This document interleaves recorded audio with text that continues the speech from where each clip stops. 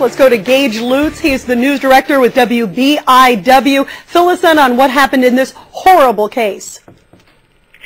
Well, the mother had locked her four of her 5 children in the closet, like you heard, for 10 hours.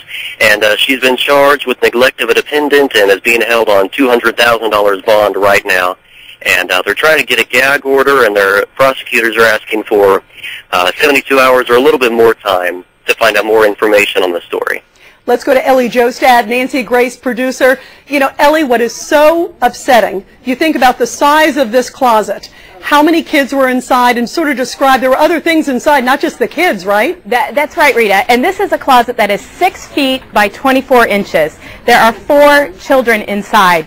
We've got in the closet a 3-year-old, a 4-year-old, a 5-year-old, and a 7-year-old. Police say this wasn't an empty closet either. There were clothes inside, other items, and they believe these kids were in there at least 10 hours. The 7-year-old who survived said it was dark when she entered the closet, and it was dark when she got out. Carl Brizzi, Marion County prosecutor. I have to ask you, Carl, when you hear this story, it almost seems like it doesn't get any worse. And yet she doesn't rush to call 911. In fact, I understand she fought to call 911. Her uncle was trying to do it, and she didn't want him to do it, right? So that's right. According to the probable cause affidavit, she attempted to prevent the uncle from calling 911 through the phone, away from him, actually tore his glasses off to try and prevent him from calling 911. I can tell you that we as a community are struggling with this case. I personally am struggling with it. I've been the prosecutor here for almost 8 years, been a prosecutor for over a decade, and as a parent of 4, this is really difficult to comprehend.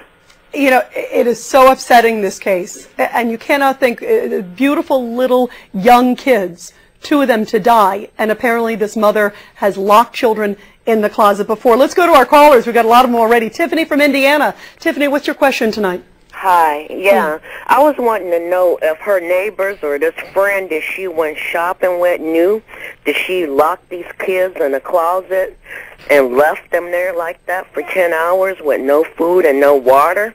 Or did any of her people know that? Like her parents or, you know, this is crazy. It is crazy. Let's go to Gage Lutz, the news director with WBIW. Gage, is there any indication anyone else knew, or was someone tipped off by her behavior?